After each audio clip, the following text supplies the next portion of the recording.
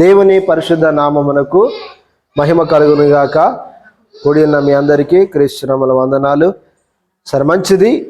పరిశుద్ధ బైబిల్ గ్రంథముల నుండి మత్తయి సువార్త 5వ అధ్యాయం 17వ వచనం నుండి కొన్ని విషయాలు ధ్యానం చేద్దాం. ఈరోజు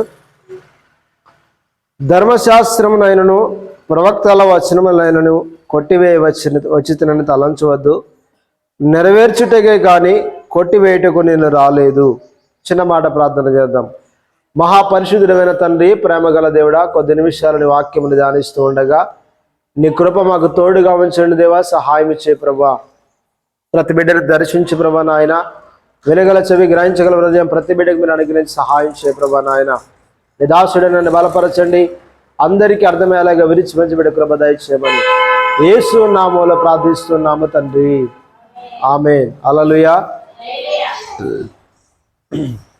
యేసు ప్రభువారు కొండ మీది ప్రసంగంలో ఆయన కొన్ని ధన్యతల గురించి ఆయన వివరించిన తర్వాత క్రైస్తవులుగా దేవుని బిడ్డలైన వారు, ఆయన శిష్యులైన వారు లోకానికి ఎలా ఉన్నారు అనే విషయాన్ని తెలియజేశాడు. ఎలాది ఉండాలట? క్రైస్తవులు లోకానికి ఎలా ఉండాలంట? ఉప్పు వలె ఉండాలి. అందుకోసమే మీరు లోకానికి ఉప్పై ఉన్నారని చెప్పాడు. రెండవది, మీరు లోకమునకు వెలుగై ఉన్నారని చెప్పాడు. కాబట్టి ఈరోజు క్రైస్తవులముగా పాడైపోయిన ఈ సమాజంలో ఉప్పు ఏ విధంగా కొన్ని వస్తువులని భద్రపరుస్తూ శుభ్రపరుస్తూ నిల్వ చేస్తుందో, ఈ యొక్క లోకములో క్రైస్తవుడు కూడా సమాజాన్ని బాగు చేసే పరిస్థితిలో ఉండాలి. సువార్తను ప్రకటిస్తూ దేవుని రాజ్యాన్ని గురించి బోధిస్తూ వారి యొక్క నీతి ప్రవర్తన, మంచి క్రియలు కలిగిన వారిగా జీవించాలి. అందుకోసమే ఇక్కడ అన్నాడు, మనుషులు మీ సత్క్రియలను చూసి పరలోకమందున్న మీ తండ్రిని మహిమపరచినట్లు వారి ఎదుట మీ వెలుగు ప్రకాశింపనీయుడి.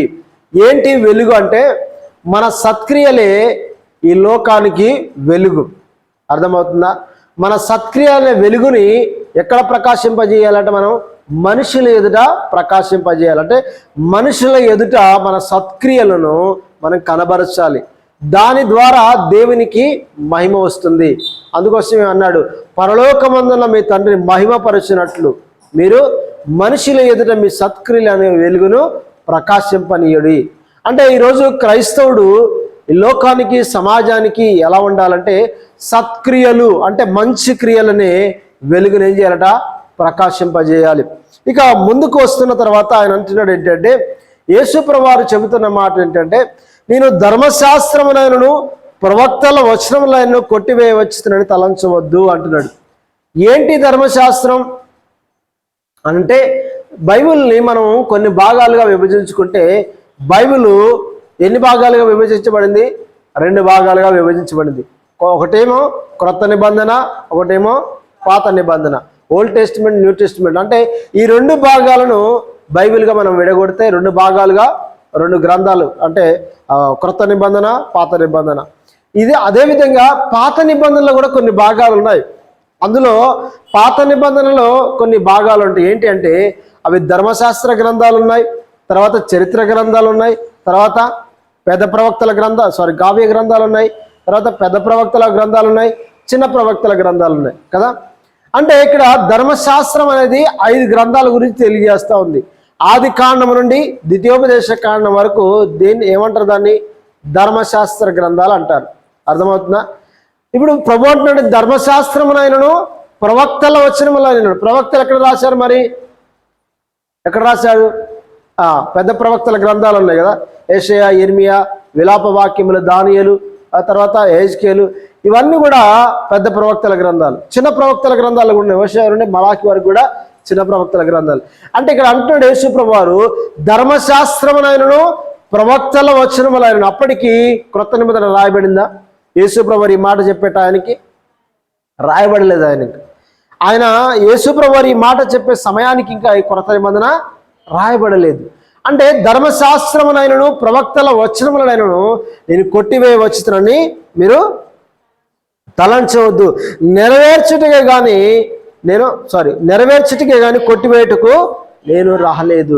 ఎందుకు యేసుప్రభువారు వచ్చాడంటే, యేసుప్రభువారి గురించి లేకపోతే యేసుప్రభువారిని నెరవేర్చవలసిన సందర్భాలు ఎన్నో ధర్మశాస్త్రములోను, తర్వాత ప్రవక్తల గ్రంథాలను కూడా ఆయన గురించి రాయబడ్డాయి. ఆయన అంటాడు ఏంటంటే, వాటిలో మనం నెరవేర్చటకి వచ్చాను కానీ నేను కొట్టివేయటకు రాలేదు అంటున్నాడు. అర్థమవుతుందా? ఇప్పుడు మనం దీన్ని ఎలా అర్థం చేసుకోవాలి?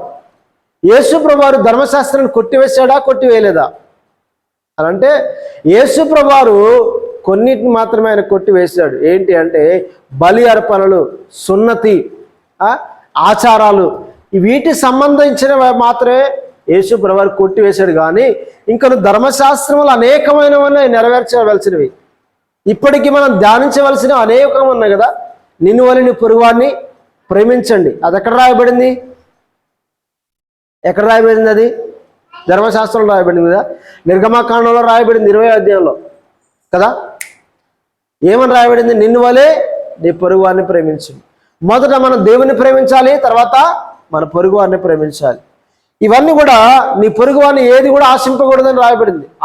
అది ఎప్పటి వరకు మరి మనం చేయాలి? మరి ధర్మశాస్త్రం కొట్టివేయబడితే అది ఇప్పుడు మనం చేయకూడదా? చేయాలి. అంటే కొన్ని మాత్రమే యేసు ప్రభువారు కొట్టివేశాడు. ఏంటి అంటే బలి అర్పణ, అంటే పాపముల నిమిత్తం బలి అర్పణ. యేసు ప్రభువారు సమస్త మానవాళి కొరకు ఆయన బలి అర్పించబడ్డాడు కాబట్టి ఇక బలులు అర్పించవలసిన అవసరం లేదు. సున్నతి అనేది ఆత్మ సంబంధమైన బాప్తిసానికి సంబంధించింది కాబట్టి సున్నతి పొందవలసిన అవసరం లేదు. ఎక్కడ హల్లెలూయా. చూడండి, వినండి. ధర్మశాస్త్రమునైనను ప్రవక్తల వచనములైనను కొట్టివేయవచ్చును తలంచవద్దు, నెరవేర్చుటకే కానీ వాటిని కొట్టివేయటకు నేను రాలేదని యేసు ప్రభువారు అంటున్నాడు. ఇప్పుడు చాలా మంది కూడా అపార్థం చేసుకున్నారు యేసు ప్రభువారిని, అవునా కదా? ఏమని అపార్థం చేసుకున్నారు? ఈయన ధర్మశాస్త్రం నెరవేర్చుటకు కాదు, ఈయన ధర్మశాస్త్రం ధిక్కరిస్తున్నాడు, ఎలా నెరవేర్చడానికి వచ్చాడు అనుకున్నారు. ఒకసారి చూడండి, యేసు ప్రభువారు ధర్మశాస్త్రం నెరవేర్చడానికి వచ్చాడు కానీ యేసు ధర్మశాస్త్రం ధిక్కరిస్తున్నాడని యూదులు చాలా మంది ఆరోపణలు చేశారట. ఏం చేశారట? చాలా మంది ఆరోపణలు చేశారు. ఏంటి? ఈయన ధర్మశాస్త్రాన్ని ధిక్కరిస్తూ ఉన్నాడు, ధర్మశాస్త్రాన్ని అతిక్రమిస్తున్నాడు అని చెప్పేసి. ఒక మాట చూద్దామా?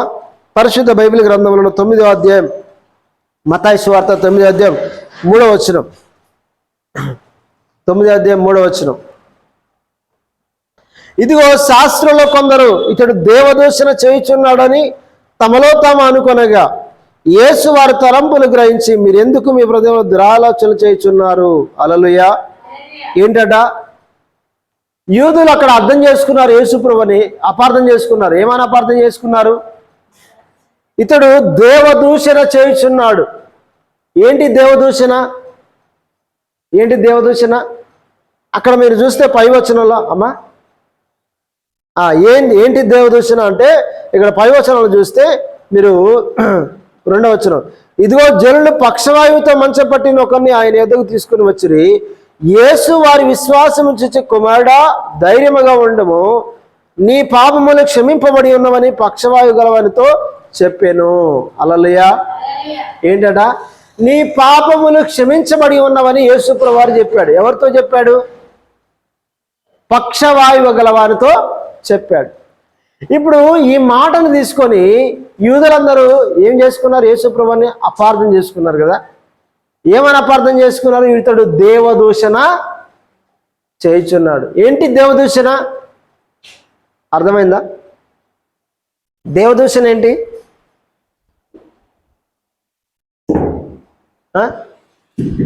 ఏంటి దేవదూషణ?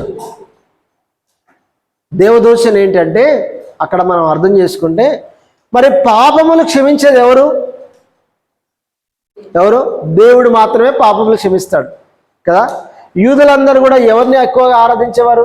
యెహోవా దేవుని కదా, అవునా కదా. ఇప్పుడు యూదుల దృష్టిలో దేవుడు అనేవాడు రాజుగా రావాలి, మెస్సయ్య వస్తాడని చెప్పాడు కానీ ఆయన రాజుగా రావాలి. ఈయన మాత్రం ఎలా ఉన్నాడు? ఈయన పశుల పాకలో పుట్టాడు, మరియ యోసేపుల గర్భాన పుట్టాడని చెప్పాడు. ఇప్పుడు దేవదూషణ చేయుచున్నాడు అంటే అర్థం ఏంటంటే దేవుడు మాత్రమే పాపములు క్షమించగలడు కదా, మరి ఈయన ఎలా పాపములు క్షమించబడ్డాయని చెప్తున్నాడు? అక్కడ చూడండి, నీ పాపములు క్షమించబడి ఉన్నవని పక్షవాయు గలవానితో చెప్పాను. హల్లెలూయా. అంటే యేసుప్రభు వారికి ఏమి లేదని వాళ్ళు గ్రహిస్తున్నారు, పాపములు క్షమించే అధికారము లేదని వాళ్ళు గ్రహిస్తున్నారు. ఎందుకు లేదంటే దేవుడు మాత్రమే పాపములు క్షమించగలడు కాబట్టి ఈయన ఎవరు పాపములు క్షమించడానికి? ఈయన ఏం చేస్తున్నాడు? దేవదూషణ చేస్తా ఉన్నాడు. అంటే ఇప్పుడు యేసుప్రభు వారిని అపార్థం చేసుకున్నారా లేదా? ఈయన ధర్మశాస్త్రాన్ని ధిక్కరిస్తున్నాడు. అంటే పాపములు కేవలం యెహోవా దేవుడు మాత్రమే క్షమించగలడని. హల్లెలూయా. ఇంకొక మాట చూద్దాం. అక్కడే మనం అదే అధ్యాయంలో మనం చూస్తే 11వ వచనం, పరిసయ్యులను చూచి మీ బోధకుడు సుంకరులతోనూ పాపులతోనూ కలిసి ఎందుకు భోజనము చేయుచున్నాడని ఆయన శిష్యులను అడిగిరి. హల్లెలూయా. యూదులు ఎవరి దగ్గరికి వెళ్ళేవారు కాదు? అన్యుల దగ్గరికి, సుంకరుల దగ్గరికి వెళ్ళేవారు కాదు. అవునా కదా? ఎందుకంటే అన్యుల్ని ఎలా చూశారంటే యూదులు కుక్కల్లాగా చూసేవారట. అదవుతుందా? పేతురు గారికి దేవుడు మాట్లాడి, పేతురు ఇదిగో కొర్నేలు ఇంటి దగ్గరికి వెళ్ళు, అక్కడ నేను చెప్పేదంతా నువ్వు చెప్పని చెప్పేసి ఒక దర్శనము పేతురుకి అనుగ్రహిస్తాడు. మేడ మీద ఒక చతుష్పాద అన్నిటితో కూడిన ఒక ప్లేట్ని ఆయన దగ్గర తీసుకొస్తాడు. అర్థమవుతుందా? అంటే అపవిత్రమైన జంతువులన్నింటినీ ఒక ప్లేట్లో పెట్టి ఒక దర్శనాన్ని చూపిస్తాడు యేసుప్రభు దేవుడు. చూపించి ఇవన్నీ తినండి అని చెప్తాడు. ఎవరికి చెప్తున్నాడు? పేతురుకి చెప్తున్నాడు కదా. అయ్యా, ఇవి అపవిత్రమైన జంతువులు, వీటిని ఎలా తినగలం అని అంటే, దేవుడు పవిత్రం చేసిన వాటిని నువ్వు అపవిత్రమని ఎందుకు అంటున్నావు?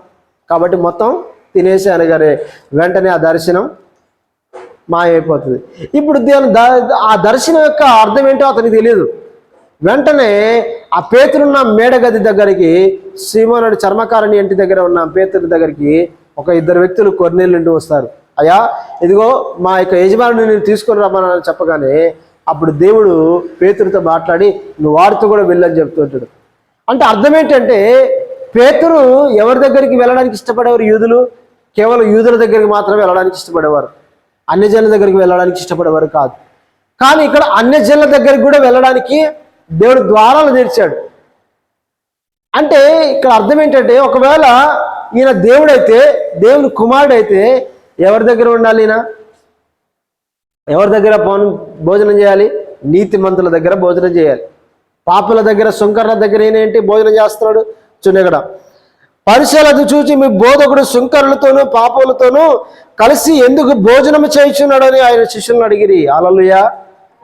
యూదులు కేవలం యూదుల దగ్గరికి వెళ్ళేవారు, ఈయన సుంకర్ల దగ్గరికి, పాపుల దగ్గరికి వెళ్తున్నాడు. ఈయన ధర్మశాస్త్రం ధిక్కరిస్తున్నాడు అని చెప్పేసి వాళ్ళు అపార్థం చేసుకున్నారు యేసుప్రభు వారు.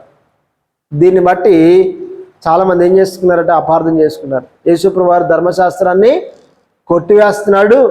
ఇగో ఇవన్నీ ధర్మశాస్త్రంలో రాయబడి ఉన్నాయి కదా, కేవలం యూదుల దగ్గరికి వెళ్ళాలి, అన్యజనుల దగ్గరికి వెళ్ళొద్దు, ధర్మశాస్త్రం రాయబడింది గట్ట, కాబట్టి ఈయన ధర్మశాస్త్రానికి వ్యతిరేకంగా మాట్లాడుతున్నాడు. హల్లెలూయా. ఇంకొక మాట చూద్దాం. అక్కడ 14వ వచనం, అప్పుడు యోహాను శిష్యులు ఆయన యొద్దకు వచ్చి పరిసయ్యులను మేమును తరచుగా ఉపవాసం చేయుచున్నా కానీ నీ శిష్యులు ఉపవాసం చేయరు, దీనికి హేతువేమని ఆయనను అడుగగా. హల్లెలూయా. ఏం చేస్తున్నారంటే పరిసయ్యులు, ఇదిగో మేమంట ఇక్కడ చూడండి, అక్కడ అంటున్నాయి యోహాను శిష్యులు ఆయన యొద్దకు పరిసయ్యులు మేము తరచుగా ఉపవాసము చేయుచున్నాము కానీ నీ శిష్యులు ఎన్నడూ ఉపవాసం చేయరు. హల్లెలూయా. అర్థమవుతుందా? ఏంటంట, మేము ఎప్పుడూ ఉపవాసాలు చేస్తుంటాం, మేము చేతులు కడుక్కుంటాం, మేము బయటికి వెళ్ళిస్తే నీళ్ళతో కాలు కడుక్కుంటాం, ఏది కూడా శుభ్రపరచుకోకుండా తినం, ఇవన్నీ చెప్తా ఉన్నారట. ఎవరికి? యేసుప్రభు వారికి. కానీ నీ శిష్యులు మాత్రం కాళ్ళు కడుక్కోకుండా తింటున్నారు, చేతులు కడుక్కోకుండా తింటున్నారు, ఉపవాసం ఉండరు, ఏడవరు, కన్నీరు కార్చరు, ప్రార్థన చేయరు, ఏం చేయరు. ఏంటి ప్రభు అంటే ఆయన అంటున్నాడు, పెళ్లి కుమారుడు ఉన్నంతకాలము పెళ్లి ఇంట్లో భోజనంత కరువు ఉంటుందా? ఉండదు కదా. పెళ్లి కుమారుడు వెడలిపోవును, అప్పుడు వారందరూ కూడా మరలా ఉపవాసం ఉండే దినాలు వస్తాయి. అప్పటి వరకు పెళ్లింట సమృద్ధి అయిన భోజనం ఉంది కాబట్టి ఉపవాసం ఉండవలసిన అవసరం లేదు. భోజనం ఉంటే ఎవరైనా ఉపవాసం ఉంటారా? భోజనం లేకపోతే ఉపవాసం ఉండాల్సింది. అంటే ఈయన అన్నీ ఏం చేస్తున్నాడంటే ధర్మశాస్త్రానికి వ్యతిరేకంగా మాట్లాడుతున్నాడని చెప్పేసి అపార్థం చేసుకున్నారు చాలామంది. కానీ యేసు ప్రభువారు ఏంటట, ధర్మశాస్త్రం నెరవేర్చుటకే వచ్చాడు. చూద్దాం ఇంకో కొన్ని విషయాలు మనం చూస్తే, అదే 12వ అధ్యాయం, మత్తయి సువార్త 12వ అధ్యాయం 2వ వచనం, 12వ అధ్యాయం 2వ వచనం.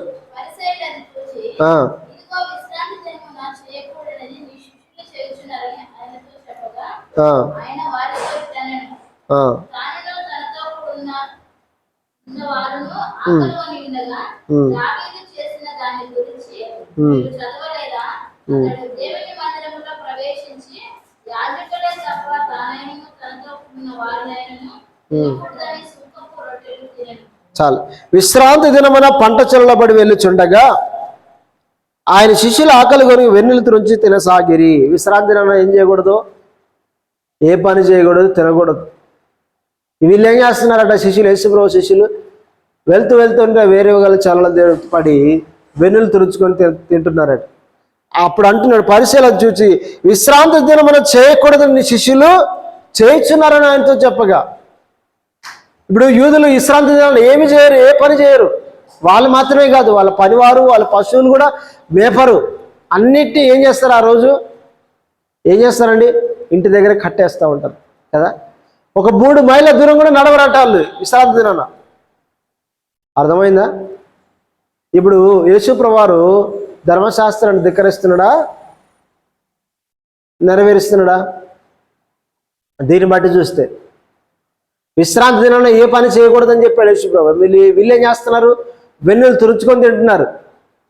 ఇప్పుడు దీన్ని బట్టి వాళ్ళు ఏం అపార్థం చేసుకుని ఈయన ధర్మశాస్త్రాన్ని కొట్టివేస్తున్నాడు. హల్లెలూయా. విశ్రాంతి దినమున చేయకూడదని చేస్తున్నారు వీళ్ళు. విశ్రాంతి దినాన్ని ఏ పని చేయకూడదని ధర్మశాస్త్రంలో రాయబడింది కదా. ఇప్పుడు ధర్మశాస్త్ర ప్రకారం ఈయన ఏం చేయాలి, ఏది కూడా చేయకూడదు. కానీ వీళ్ళు ఏం చేస్తున్నారు, పని చేస్తున్నారు, తింటున్నారు కదా. ఇప్పుడు ఏం చేయాలి, ఇప్పుడు దీన్ని ధర్మశాస్త్రాన్ని కొట్టేస్తున్నాడా లేదా? హల్లెలూయా. చాలా మంది అపార్థం చేసుకున్నారట యేసు ప్రభువారి ధర్మశాస్త్రాన్ని కొట్టేస్తున్నారు.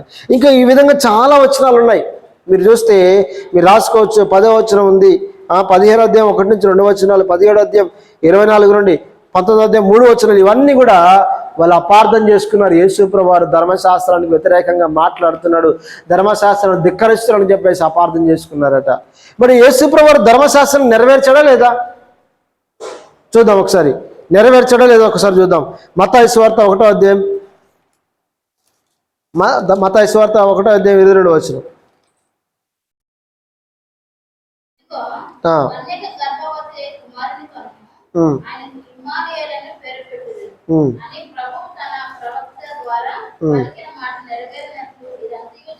చాలు చాలు.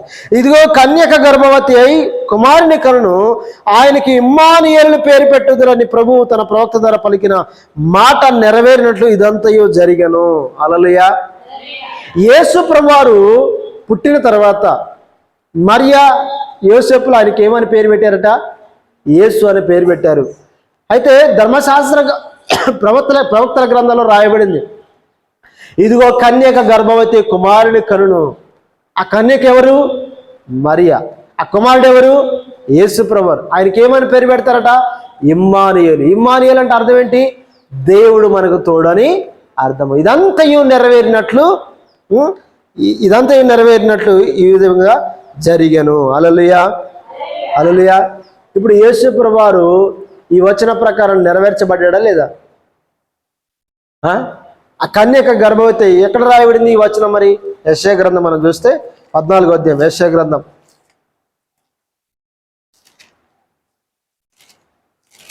యెషయా గ్రంథం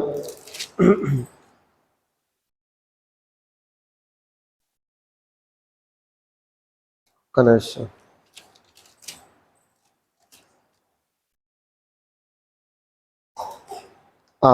యెషయా గ్రంథం 6వ అధ్యాయం 7వ అధ్యాయం 7వ అధ్యాయం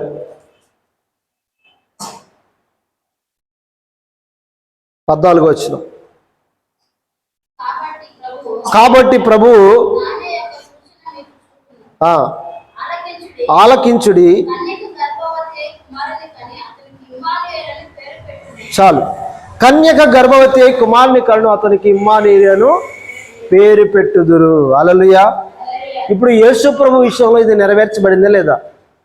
ఇప్పుడు ధర్మశాస్త్రమునైనను ప్రవక్తల వచనములను నేను కొట్టివేయవచ్చునని తలంచవద్దు, వాటిని నెరవేర్చటకు వచ్చానన్నాడు కదా. ఇప్పుడు యేసు విషయంలో అది నెరవేర్చబడిందా లేదా? కన్యక గర్భమైతే కుమారుని కను, అతనికి ఇమ్మానియేలు పేరు పెట్టదు. ఇప్పుడు యేసు ప్రభు వారికి ఏం పేరు పెట్టారు? ఇమ్మానియేలు. అంటే అర్థం ఏంటి? దేవుడు మనకు తోడు అని అర్థం.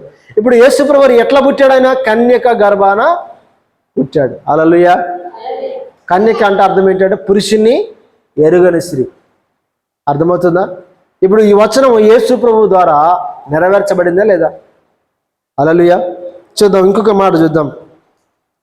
అదే మత్తయి సువార్త 2వ అధ్యాయం 15-17 వచనాలు.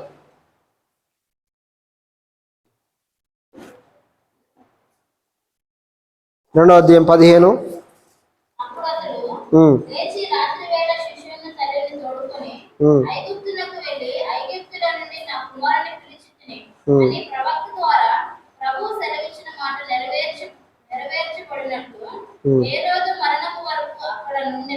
చాలు.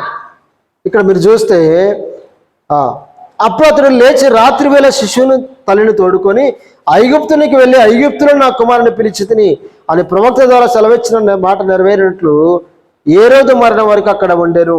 యేసుప్రభు వారిని చంపాలని చూసినప్పుడు యేసుప్రభు వారు యోసేపు మరియలకు దర్శనమిచ్చి మీరు వెంటనే త్వరగా ఐగుప్తుకి వెళ్ళండి అని చెప్పాడు. ఐగుప్తుకి వెళ్ళిన తర్వాత ఏ రోజు మరణించేంత వరకు కూడా అక్కడ ఉన్నారు.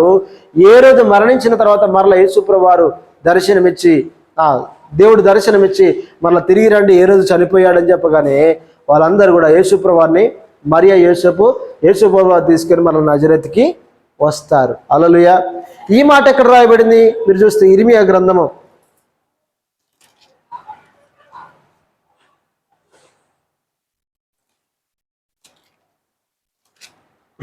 ఒకసారి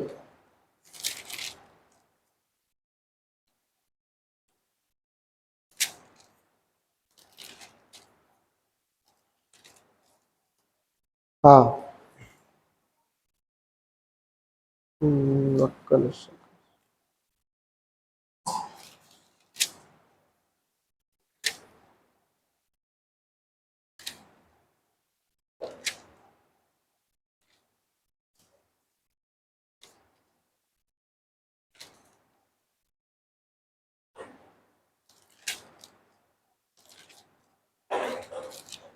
హల్లెలూయా.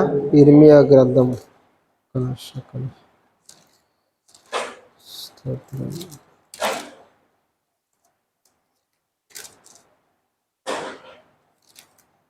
ఇక్కడ ఇర్మియా గ్రంథంలో ఒక మాట రాయబడుతుంటుంది. ఏంటి అంటే ఇదిగో ఇశ్రాయేలు అనే మాట ఇక్కడ రాయబడ్డది. ఒకసారి వచనం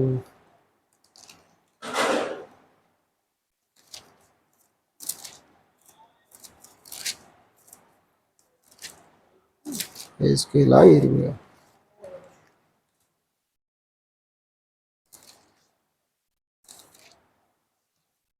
సరే, నేను తర్వాత చూపిస్తాను. ఇర్మియా గ్రంథంలో ఆ మాట గురించి ఒకసారి రాయబడింది.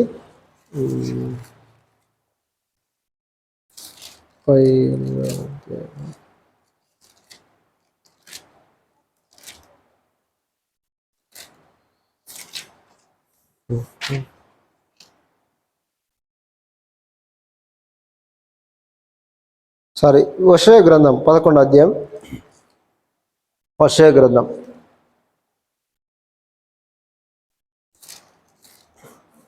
ఇర్మియా కాదు, హోషేయ గ్రంథం 11వ అధ్యాయం.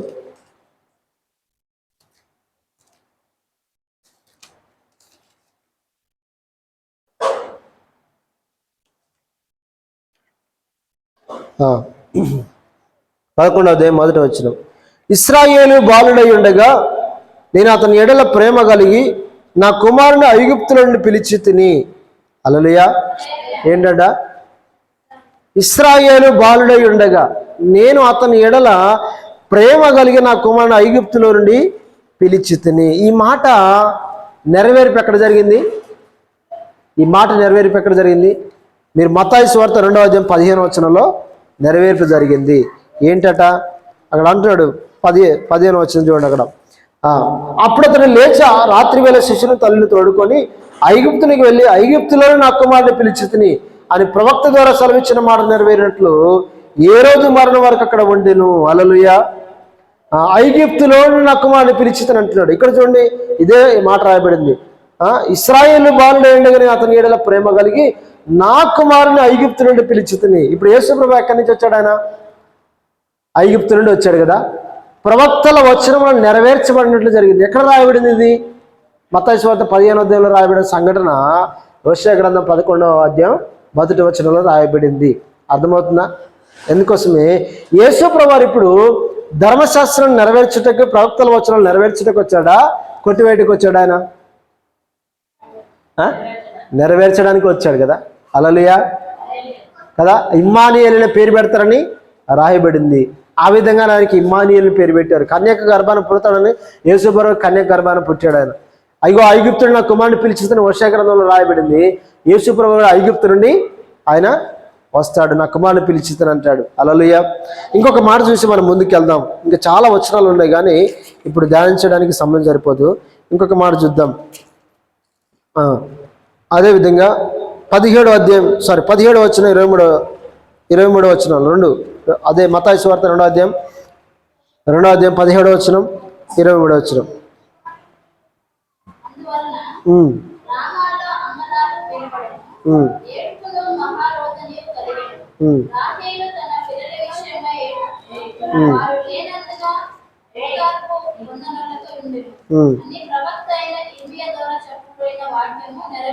చాలు చూడు, అక్కడ రామాలో అంగలార్పు వినబడెను, ఏడుపున మహారోదనే కలిగెను. ఈ ప్రవచనం ఎక్కడ రాయబడింది అంటే ఇర్మియా గ్రంథంలో రాయబడింది. ఇది ఎప్పుడు జరిగిందంటే యేసు ప్రభువుని చంపడానికి వెతుకుతున్నప్పుడు యేసు ప్రభువు దొరకపోవడం వల్ల హేరోదు రాజు 2 సంవత్సరాల కంటే పశుప్రాయం గల పిల్లలందరూ చంపేసినప్పుడు భయంకరమైన అంగలార్పు జరుగుతుంది. అనేక మంది ప్రజలు అక్కడ ఏడుస్తున్నారు. అనేక మంది తల్లులు తండ్రులు వారి పిల్లల విషయమే ఏడుస్తున్నారు. ఈ యొక్క ప్రవచనము ముందుగానే ఎక్కడ రాయబడింది అంటే ఇర్మియా గ్రంథంలో రాయబడింది. హల్లెలూయా. అర్థమవుతుంది? అక్కడ చెప్తున్నాడు, అక్కడ ఇర్మియా ద్వారా చెప్పబడిన ఈ వాక్యము నెరవేరినట్లు ఇలా జరిగింది. హల్లెలూయా. అంగలార్పు వినబడాలి, అంగలార్పు జరగాలి, రోదన కలగాలి. రాహేలు తన పిల్లల విషయమే ఏడ్చినట్లుగా అనేక మంది ఏడుస్తారనే విషయాన్ని ఇర్మియా గ్రంథంలో దేవుడు రాసి పెట్టాడు. ఆ ప్రవచన యొక్క నెరవేర్పు ఎక్కడ జరిగిందంటే మత్తయి సువార్త 2వ అధ్యాయం 17వ వచనంలో నెరవేర్పు జరిగింది.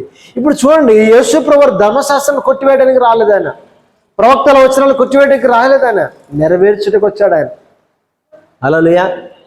అంటే ఇక్కడ చూడండి, ఇంకొక మాట మీరు 23వ వచనం చూడండి, అదే అధ్యాయంలో 23వ వచనం. అయితే ఆర్కెలయి తన తండ్రి అయిన హేరోదునకు ప్రతిగా యూదా దేశం వేలుచున్నాడని విని అక్కడికి వెళ్ళవలసి స్వప్నమందు దేవుని చేత బోధింపబడిన వాడై గలిలయ ప్రాంతములకు వెళ్ళి నజరేతు ఊరికి వచ్చి అక్కడ కాపురం ఉండెను. ఆయన నజరేయుడని ప్రవక్తలు చెప్పిన మాట నెరవేరినట్లు ఇలాగు జరిగెను. హల్లెలూయా. ఆయన నజరేయుడు అనబడాలంటే ఎక్కడికి వెళ్ళాలి? నజరేత్ అనే ప్రాంతానికి వెళ్ళాలంటే ఆ ప్రవచనం నెరవేర్పు జరగాలి. ఎలా జరిగిందంటే ఇంకను హేరోదు కుమారుడు ఆ ప్రాంతాన్ని ఏలుతున్నాడని వినగానే ఆయన గలిలయ ప్రాంతాన్ని విడిచిపెట్టి ఎక్కడికి వెళ్ళాడట? నజరేత్ ప్రాంతానికి వెళ్ళాడట. నజరేత్ అనేది మీరు చూస్తే చాలా మామూలు ప్రాంతం. అది నజరేత్ అనేది ఏమాత్రం ఎన్నిక లేని ప్రాంతం. అది నజరేత్ అనేది అన్ని విషయాల్లో కూడా ఏమాత్రం యోగ్యత లేని ప్రాంతం. అది అర్థమవుతుందా? మీరు చూస్తే కొన్ని గ్రామాలు చూస్తే వెలివేసినట్టుగా ఉంటాయి గ్రామాలు. దాన్ని ఎవరు లెక్క చేయరు. రోడ్డు విషయాలు కానీ ఏ విషయాలు కానీ, దానికి లైట్ల విషయాలు, కరెంటు విషయాలు, దాన్ని ఏమాత్రం పట్టించుకొని కొన్ని ప్రాంతాలు ఉంటాయి. అంటే ఆ ప్రాంతం పట్ల అంత చిన్న చూపు చూసేవారట. ఆ విధంగానే ఆ ప్రాంతాల్లో ఆ సమయంలో నజరేత్ అనే ప్రాంతం కూడా అందరి దృష్టిలో చిన్న చూపు చూసే ప్రాంతం. అది ఎన్నిక లేని ప్రాంతం. అది నజరేత్ వారు అంటేనే అందరి దృష్టిలో అవహేళన చేసేవారు, అందరి దృష్టిలో ఎన్నిక లేని వారు. ఆ నజరేతు ప్రాంతం అన్ని విషయాలు కూడా అన్ని విషయాలు పడిపోయిన ప్రాంతం. అది అలాంటి ప్రాంతాన్ని దేవుడు ఏం చేశాడు తెలుసా? ఘనపరిచాడు. నజరేయుడు ఈయన ఎవరంట? ఎన్నిక లేని దాంట్లో నుండి ఎన్నికైన దేవుడు వచ్చాడు. హల్లెలూయా. ఈయన పేరేంటట? నజరేయుడు. నజరేతు వాడు. చూడండి, ఒక్కసారి మనం ఆలోచన చేస్తే ఎన్నిక లేని జీవితాల నుండి ఒకవేళ కనుక యేసు ప్రభువారు వస్తే ఏం జరుగుతుంది తెలుసా? వాళ్ళు ఎన్నిక చేయబడతారు. గాడిదకి ఏ యోగ్యత లేదు, ఉందంటారా? కానీ ఎప్పుడైతే గాడిద పిల్లపై యేసు కూర్చున్నాడో ఎవరికి ఘనత వచ్చింది? గాడిద ఘనత వచ్చింది. హల్లెలూయా. ఈ నజరేతు పట్టణానికి కూడా ఏ యోగ్యత లేదు. దాన్ని అసలు ప్రపంచ పట్టణంలో కావచ్చు, వారి దేశ పట్టణంలో కావచ్చు, దాన్ని ఎన్నిక చేసేవారు కాదు. కానీ ఈరోజు ప్రపంచానికి ఆ ప్రపంచ పట్టణంలో లేకపోతే పరిశుద్ధ బైబిల్ గ్రంథంలో ఏ పేరు రాయబడింది? నజరేత్ అనే పట్టణం పేరు రాయబడింది, ప్రాంతం పేరు రాయబడింది. ఆయన పేరు నజరేయుడు అని పేరు రాయబడింది. హల్లెలూయా, హల్లెలూయా. ఆయన నజరేయుడు అనబడని ప్రవక్తలు చెప్పినట్టు ఈ మాట ఈ విధంగా జరిగను. హల్లెలూయా. చూడండి ఎంత స్పష్టంగా ఉన్నాయి దేవుని వాక్యం. ఆయన ధర్మశాస్త్రం నెరవేర్చుటకు వచ్చాడు, ప్రవక్తలు వచ్చిన నెరవేర్చుటకు వచ్చాడు, కానీ కొట్టివేయటకు ఆయన రాలేదు. హల్లెలూయా, హల్లెలూయా. ఇంకా మీరు చాలా విషయాలను మీరు ఇంటికి వెళ్ళి చదువుకోవడానికి 4వ అధ్యాయం 14వ వచనం ఆయన నెరవేర్చాడు. తర్వాత 8వ అధ్యాయం 17వ వచనం నెరవేర్చాడు ఆయన. 12వ అధ్యాయం 17వ వచనం నెరవేర్చాడు ఆయన. 13వ అధ్యాయం 35వ వచనం నెరవేర్చాడు. 21వ అధ్యాయం 4వ వచనం నెరవేర్చాడు. 26వ అధ్యాయం 54, 55 వచనాలు, 27వ అధ్యాయం 9 వచనాలు, ఇవన్నీ కూడా ఆయన నెరవేర్చుటకు వచ్చాడు. హల్లెలూయా, హల్లెలూయా. కాబట్టి ప్రియ దేవుని బిడ్డలారా, అర్థమైందా? యేసు ప్రభువారు ధర్మశాస్త్రాన్ని ప్రవక్తల వచనాలు నెరవేర్చుటకు వచ్చాడా, కొట్టివేటకు వచ్చాడా? ఈయన ధిక్కరిస్తున్నాడు అని చెప్పేసి అపార్థం చేసుకున్నారు యూదులు కదా. ఇక కిందికి చూద్దాం. అదే మత్తయి సువార్త 5వ అధ్యాయం 17వ వచనం నుండి, ఆకాశమున భూమియు గతించిపోయిననే గాని ధర్మశాస్త్రం అంతా ఈ నెరవేరు వరకు దాని నుండి ఒక పుల్లైనను ఒక సున్నైనను తప్పిపోదని నిత్యముగా చెప్పుచున్నాను. హల్లెలూయా. పరిశుద్ధ బైబిల్ గ్రంథంలో నుండి ఒక సున్నైనను ఒక పొల్లైనను తప్పిపోదట. అర్థమవుతుందా? ఇంకా నువ్వు నెరవేర్చబడవలసిన ప్రవచనాలు ఎన్నో ఉన్నాయి. యాంటిక్రైస్తు రావాలి, ఈ భూమి మీద అనేకమైన సంభవాలు జరగాలి, కరువులు రావాలి, 3వ ప్రపంచ యుద్ధం జరగాలి, ఇంకో ఎన్నో రకాల ప్రవచనాలు నెరవేర్చబడవలసి ఉన్నవి. అవి నెరవేర్చబడకుండా ఒక సున్నైన ఒక పుల్లైనను తప్పిపోతారు. పొల్లు అంటే తెలుసు కదా. ఇప్పుడు ఒక అక్షరానికి ఇట్లా మనం ఎట్లయితే ఇట్లా గీత గీస్తామో ఆ పొల్లు కూడా తప్పిపోదట. ఎంత స్పష్టంగా చూడండి బైబిల్ గ్రంథం, ఎంత శ్రేష్టమైన చూడండి బైబిల్ గ్రంథం. ఆకాశం భూమి గతించిపోయినా కూడా పరిశుద్ధ గ్రంథంలో ఏ మాట కూడా తప్పిపోదు. హల్లెలూయా, హల్లెలూయా. అదేవిధంగా నీవు నేను కూడా ఏవి గతించిపోయినా మన పట్ల దేవుని ప్రణాళిక సంపూర్ణంగా నెరవేర్చబడుతుంది. హల్లెలూయా. ఇంకా చూద్దాం కిందికి. ఆయన అంటున్నాడు, ఒక సున్నైనను తప్పిపోదని నిత్యంగా మీతో చెప్పుచున్నాను. కాబట్టి ఈ ఆజ్ఞల్లో మిగులు అల్పమైన ఒక దానినైనను మీరి మనుషులకు అలాగు చేయి బోధించేవాడెవడో వాడు పరలోక రాజ్యంలో మిగులు అల్పుడనబడును. అయితే వాటిని గైకొని బోధించేవాడెవడో వాడు పరలోక రాజ్యంలో గొప్పవాడనబడును. హల్లెలూయా. కాబట్టి ప్రియ దేవుని బిడ్డలారా, ఈ యొక్క ఆజ్ఞలన్నిటి మీరి ఎవరైతే బోధిస్తారో వాళ్ళందరూ ఎలా ఉంటారో పరలోక రాజ్యంలో అల్పులుగా ఉంటారట. ఎవరైతే వాటిని గైకొని బోధిస్తూ ఉంటారో వారు పరలోక రాజ్యంలో గొప్పవారిగా ఉంటారట. ఈరోజు మనం ఏం చేయాలంటే వాటిని గైకొని అనేకులకు బోధించేవారిగా ఉండాలి. ప్రభువు అన్నాడు శాస్త్రంలో, ఇప్పుడు కింది వచనం చూస్తే మరి అర్థం చేసుకోవచ్చు. దాని యొక్క పై వచనం యొక్క అర్థం ఏంటో మనం చూద్దాం. శాస్త్రం నీతి కంటేను పరిశీలన నీతి కంటేను మీ నీతి అధికము కాని ఎడల మీరు పరలోక రాజ్యంలో ప్రవేశింపారని మీతో చెప్పుచున్నాను. హల్లెలూయా. ఇప్పుడు మన నీతి ఎవరి నీతి కంటే అధికంగా ఉండాలట? శాస్త్రాల నీతి కంటేను పరిశీలన నీతి కంటేను మన నీతి అధికం కాని ఎడల మనం పరలోక రాజ్యంలో ప్రవేశించమాట. హల్లెలూయా. ఇప్పుడు శాస్త్రులు పరిచయులు ఏం చేస్తారు? వాళ్ళ నీతి ఎలాంటిది? ఉపవాసాలు ఉంటారు వాళ్ళు, దశంభాగాలు ఇస్తారు వాళ్ళు, పుదీనాలోనూ అన్నిట్లో దశంభాగాలు ఇస్తారు వాళ్ళు, నిలుట అంగిలు ధరిస్తుంటారు కదా, అగ్రపీఠాలు ధరిస్తూ ఉంటారు, అన్నీ చేస్తుంటారు. కానీ ఏముండదు వాళ్ళలో? నీతి లేదు కదా. ఇప్పుడు ప్రభు అన్నాడు ఏంటంటే, మీరు పుదీనాలను ఇంకా జీలకర్రలోనూ అన్నింటిలో దశంభాగాలు తీస్తారు, కానీ ప్రేమ, సత్యము, న్యాయం అనే వాటిని మీరు విడిచిపెడుతున్నారు. ఈరోజు చాలామంది నిలువుటంగిలు ధరిస్తున్నారు, అన్నీ చేస్తున్నారు, కానీ ఏమి విడిచిపెడుతున్నారు? ప్రేమను కోల్పోతున్నారు, సాటి మనిషిని ప్రేమించలేకపోతున్నారు. ఇప్పుడు మనము వాళ్ళు శాస్త్రులు పరిశీలట చెప్పుదురే కానీ ఏం చేయరట, చెప్పుదురే కానీ చెయ్యరు.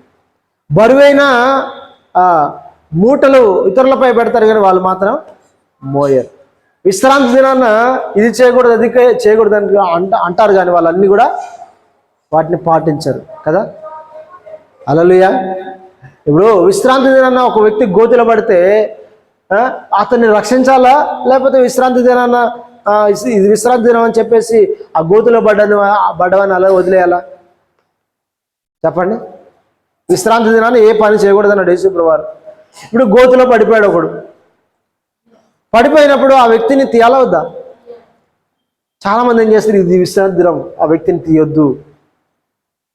హల్లెలూయా. ఇప్పుడు చూడండి వాళ్ళ నీతి ఎలాంటి నీతి? అక్షరార్థమైంది కదా నీతి. ఈరోజు చాలామంది ఏం చేస్తారు, జాగారాలు చేస్తుంటారు. 1 పొద్దులు 3 పొద్దులు 4 పొద్దులు ఉంటారు. ఇలా బుధవారం కాబట్టి మేము చికెన్ తినాం, హల్లెలూయా. ఇలా సోమవారం కాబట్టి మటన్ తినాం. ఇవన్నీ ఏంటి? చెప్పుదురే కానీ చేయరు, హల్లెలూయా. ఈరోజు శాస్త్రాల నీతి పరిశీలన నీతి ఎలాంటిదంటే వాళ్ళందరూ చెప్పుదురే కానీ చేయరంట. ఈరోజు మన నీతి ఒకవేళ అలాగే ఉంటే మనం పరలోక రాజ్యంలో ప్రవేశించమంట. అంటే అందుకోసం శాస్త్రాల నీతి కంటేను పరిశీలన నీతి కంటేను మీ నీతి అధికము కాని ఎడల. కొంతమంది మీకు తెలుసా, ఊము కూడా మింగరట. ఎంత నిష్టభక్తో కదా కదా. ఊము కూడా మింగరు అంటే అది చాలా భక్తి. కొంతమంది మీరు చూస్తే ఆశ్చర్యం వేస్తూ ఉంటుంది, కొరడాల చేత కొట్టుకుంటారు, వేళ్లతో కోసుకుంటారు, ఇంకేం చేస్తారో తెలుసా, నిప్పుల పైన నడుస్తూ ఉంటారు. మనం చేస్తాం, అది చేస్తారా? హల్లెలూయా. మరి ఇప్పుడు ఈ భక్తిలో ఏ భక్తి శ్రేష్టమైనది చెప్పండి? మనం నిప్పుల మీద నడవం, బ్లేడ్తో శరీరం కోసుకోం, కోడలతో కొట్టుకోం, నాలుకకి ఒక చువ అటు ఇటు తీస్తుంటుంది. ఇవి ఏమీ చేయం. చేస్తామా? ఇప్పుడు వాళ్ళ భక్తి శ్రేష్టమైనదా, మన భక్తి శ్రేష్టమైనదా? హల్లెలూయా. కొంతమంది ఊము కూడా మింగరంట. 1 పొద్దులు 3 పొద్దులు. ఎంత నిష్ట అంటే చిన్న ఎవరైనా తగిలితే చాలు ఇక ఆ రోజు అపవిత్రం అయిపోయి మరలా వెళ్ళి స్నానాలు చేసేస్తుంటారు. ఇప్పుడు చెప్పండి, మీకు ఎవరైనా తగిలితే మీరు స్నానాలు చేస్తారా? చేస్తారా? అంత ఓపిక ఉందా మీకు? అంత భక్తి ఉందా మీకు ఈరోజు? ఇప్పుడు ఎవరి నీతి గొప్పది? హల్లెలూయా. కానీ వారి హృదయాంతరంగాలు ఏమున్నాయి? ద్వేషము, కలహము, పగ, కుళ్ళు, కుతంత్రాలు ఇవన్నీ ఉంటాయి. ఇవన్నీ పెట్టుకొని ఇవన్నీ చేసినంత మాత్రాన ప్రయోజనం లేదు కదా. అర్థమవుతుందా? శాస్త్రుల నీతి ఎలాంటిది అంటే ఇలాంటిదే. అన్ని పైకి అన్నీ చేస్తుంటారు, కానీ లోపల మాత్రం అంతరంగంలో మాత్రం శుద్ధి లేదు. ఓ సమాధి కొట్టినా సున్నం కొట్టినా సమాధిలా అంటాడు యేసుప్రభువు వారు. ఇప్పుడు సమాధికి పైన మంచి పాలరాతో వేసామనుకోండి, ఎలా ఉంటుంది పైకి? అది మెల మెరుస్తుంటుంది కదా. సమాధి మెరుస్తుంటా లేదా చెప్పండి? ఇప్పుడు ఒక సమాధికి మంచి పాలరాతో మనం దాన్ని కట్టామనుకోండి, ఎలా ఉంటుంది పైకి? ఏం కట్టారని ఆయన అంటారు కదా. మరి లోపల వెళ్ళి చూస్తే, లోపల త్రవ్వి చూస్తే ఏముంటాయి? ఎముకలు, పురుగులు కదా, కంపు, కొల్లు. ఇప్పుడు చెప్పండి, పైకి ఎలా ఉంది? ఇది నీట్గా ఉంది, లోపల మాత్రం కంపు. ఈరోజు పైకి భక్తి గలవారు ఉండి లోపల మాత్రం అంతరంగంలో శుద్ధి లేకపోతే అలాంటి నీతి ఎవరిదంటే శాస్త్రాల నీతి. నువ్వు ఎన్ని జాగారాలు చేసినా, ఎన్నిసార్లు కడుపు మార్చుకున్నా, ఎన్ని సోమవారాలు నువ్వు మటన్ బంద్ చేసినా, ఎన్ని బుధవారాలు నువ్వు చికెన్ బంద్ చేసినా, బుద్ధి మారకపోతే, బ్రతుకు మారకపోతే, మన క్రియలు మారకపోతే, మన హృదయం శుద్ధి లేకపోతే ఆ నీతి వ్యర్థము. కాబట్టి ఈరోజు ప్రభువు అంటున్నాడు, శాస్త్రాల నీతి కంటేను పరిశీలన నీతి కంటేను మీ నీతి అధికము కాని ఎడల. అంటే మనలో ఏముండాలి? 2 ఉండాలి. ఏముండాలి? అంతరంగంలో ఉండాలి, తర్వాత పైకి కూడా భక్తి గలవారంగా ఉండాలి. ఒకవేళ పైకి భక్తి గలవారండి అంతరంగంలో లేకపోతే వేస్ట్. ఈరోజు దేవుని బిడ్డలారా, ఈరోజు ప్రభు అంటున్నాడు ఏంటంటే వాళ్ళంత నిష్టగా ఉన్నారు, అది ఓకే మంచిదే, కానీ ఆ నీతి పరలోక రాజ్యాన్ని చేర్చదు. హల్లెలూయా.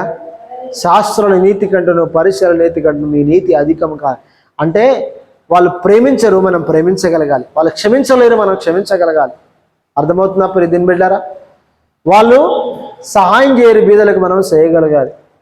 ఇతరులపై దయ తలచాలి, మనం వాళ్ళు తలచరు, మనం దయ తలచాలి కదా. ఆకలైన వానికి మనం భోజనం పెట్టాలి, వాళ్ళు భోజనం పెట్టాలి. ఒకసారి మిమ్మల్ని అడుగుతున్నాను, క్షమించడం అనేది అంత సులువేనా? క్షమించడం అనేది సులువేనా? కాదు, చాలా కష్టమైన పని. తెలుసా మీకు? అన్ని విషయాల్లో క్షమించడం అనేది చాలా కష్టమైంది. ఇప్పుడు నిన్ను వచ్చి ఒక చెంప దెబ్బ కొట్టినవన్నీ నువ్వు క్షమించగలుగుతావా? క్షమించడం అంత ఈజీ కాదు, కానీ అది మనలో ఉండాలట. క్షమించడానికి ఎన్నో అడ్డొస్తుంటాయి. తెలుసా మీకు? ఒక వ్యక్తిని క్షమించాలంటే అతనిలో ఉన్న లోపాలన్నీ కూడా కనబడుతుంటాయి ఒక్కసారి. అందుకోసమే ఈరోజు చాలామందికి క్షమాపణ అనేది అంత సాధ్యం కాదు. అన్నీ చేస్తుంటారు, వండి పెడతారు, భోజనాలు చేస్తారు, పని చేస్తారు, అది చేస్తారు, ఇది చేస్తారు, అన్నీ చేస్తారు, కానీ ఒక వ్యక్తిని క్షమించడం అనేది చాలా కష్టం.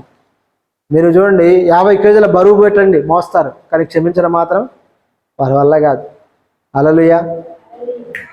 అర్థమవుతుందా? మీరు 100 కేజీలు బరువు పెట్టండి, మోయడానికి సిద్ధపడతారు, కానీ క్షమించడం మాత్రం చేయలేరు. అది ఎవరికి సాధ్యం అంటే నిజంగా యేసుని ప్రేమిస్తూ ఆయన మార్గాలు నడిచేవారు మాత్రం, యేసు పోలికలో మార్చబడుతున్న వారికి మాత్రమే అది సాధ్యము. హల్లెలూయా. అందుకోసం ఈరోజు సావుకులు కావచ్చు, విశ్వాసులు కావచ్చు, మంచి మంచి తెల్ల వస్త్రాలు కట్టుకుంటారు, మంచి మంచి వస్త్రాలు వేసుకుంటారు, పరిశుద్ధ గ్రంథాన్ని పట్టుకుంటారు, మంచి మంచి పాటలు పాడుతుంటారు, కానీ వారి హృదయాంతరంగంలో మాత్రం పగ, ద్వేషము, క్షమాపణ అనేవి ఇవి మాత్రం, క్షమించలేని గుణాలు మాత్రం పోవు. హల్లెలూయా. అర్థమవుతుందా? మంచి వాక్యం చెప్పొచ్చు, కానీ సాటి వ్యక్తిని మాత్రం క్షమించలేకపోతే, సాటి సావుకుని మాత్రం క్షమించలేకపోతే వ్యర్థమే కదా. నువ్వు ఎన్ని అద్భుతాలు చేయి, వేస్ట్. కాబట్టి దేవుని బిడ్డలారా, ఈరోజు 3 విషయాలు మనం నేర్చుకున్నాం. ఏంటి? ధర్మశాస్త్రమైనను ప్రవక్తల వచనంలో యేసుప్రభువు వారు కొట్టివేటికి రాలేదు, ఆయన నెరవేర్చుటకే వచ్చాడు. రెండవది ఏంటంటే ఆకాశం భూమి గతించిపోయిన ఆయన మాటలు మాత్రం ఒక సున్నైన ఒక పుల్లైనను గతించిపోదు. మూడవది ఏంటంటే మనం ఎలా ఉండాలట? ఈ ఆజ్ఞలను పాటిస్తూ బోధించగలిగిన వాడు పరలోక రాజ్యంలో గొప్పవాడిగా ఉంటాడు. వీటిని మీరి బోధించేవాడు పరలోక రాజ్యంలో అల్పుడిగా ఉంటాడు. దాని కింది వచ్చిన దాని యొక్క అర్థం ఏంటంటే మన నీతి ఎలా ఉండాలట? శాస్త్రుల నీతి కంటేను పరిశీలన నీతి కంటేను మన నీతి అధికము కాని యెడల మనం పరలోక రాజ్యంలో ప్రవేశించలేము. మంచిదే, శుభ్రంగా ఉండడం మంచిదే, కానీ ఎక్కడ ఉండాలి? ఫస్ట్ శుభ్రత ఎక్కడ ఉండాలి? అంతరంగంలో. ఉపవాసం ఉండడం మంచిదే, కానీ ఫస్ట్ ఎక్కడ ఉండాలి? నీతి న్యాయం అనేది హృదయంలో ఉండాలి. దశభాగం ఇవ్వడం మంచిదే, కానీ ఫస్ట్ ఏముండాలి? ప్రేమ, నీతి, న్యాయం ఉండాలి. హల్లెలూయా. ఇప్పుడు నువ్వు 1 కోటి రూపాయలు వచ్చినాయి, 1,00,000 రూపాయలు దశభాగం తీసాం, ఇప్పుడు నువ్వు పరలోక రాజ్యం వెళ్ళిపోతావా? నీతి లేకపోతే, న్యాయం లేకపోతే, ప్రేమ లేకపోతే వెళ్ళిపోతావా? వెళ్ళిపోవు. మంచిదే అవి, కానీ ఇంకొక దానికంటే మించిన అధికమైన నీతి ఏంటంటే నీతి, న్యాయం, ప్రేమ. ఇవి మనలో ఉండాలి. హల్లెలూయా. క్షమించే గుణం ఉండాలి, కనికరం ఉండాలి, దయ ఉండాలి. యేసు ప్రభువలే వీళ్ళు ఏం చేస్తున్నారో వెరగరు కనుక వీరిని క్షమించు ప్రభు అనే తత్వం మనలో ఉండాలి కదా. అలా ఉన్నప్పుడు మాత్రం ఖచ్చితంగా పరలోక రాజ్యాన్ని సంపాదించుకుంటాం. హల్లెలూయా. దేవుడి మాటలు దీవించును గాక. అందరి తలలో ఉంచుదాం, ప్రార్థన చేద్దాం. స్తోత్రం, స్తోత్రం. హల్లెలూయా, హల్లెలూయా, హల్లెలూయా, హల్లెలూయా. యేసయ్యా నీకు వందనాలు ప్రభువా. గొప్ప దేవుడా నీకు కృతజ్ఞతలు చెల్లిస్తున్నాం. ఇదిగో నాయనా, చాలా మంది